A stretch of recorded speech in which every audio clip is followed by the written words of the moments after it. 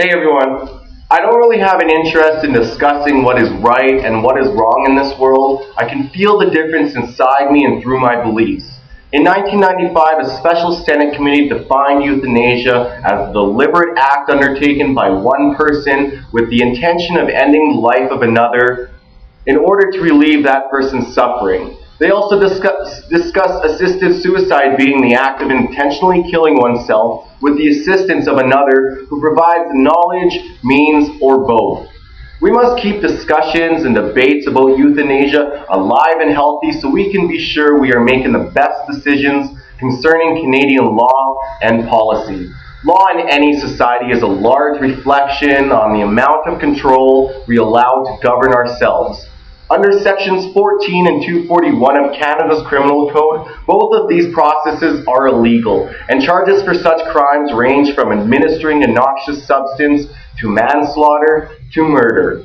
An important aspect to such debate is the issue of quality of life, and whether or not this quality is deteriorated to a point where the pain and suffering is unbearable. I don't like to see our society be in a contradictory or even confused state where we do not consider what we do to our beloved pets when they reach a certain age or level of pain, or how we grow baby spruce trees and cut them down once a year so we can have festive seasons like Christmas.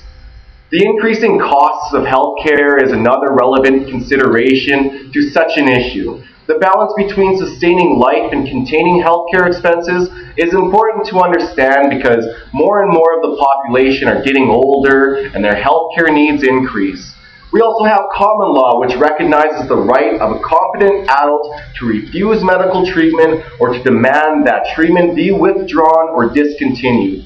But what happens when these adults have incurable or degenerative diseases and they are not able to make these decisions by themselves?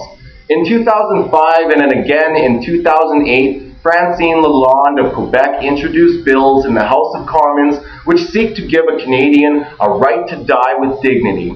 Through this provision, provided that certain criteria are met, a person who assists another person to die would be neither committing a homicide nor counseling or aiding suicide. Before any more consideration of this bill, they should enact steps we should have in place before such procedures occur. By ensuring all legal issues between the family and of the person are in order so there is no legal battles after this person has passed on, will provide clarity before, during, and after the death. There should also be some form of counseling between medical practitioners, psychologists, and family members to discuss the implications of taking such courses of action.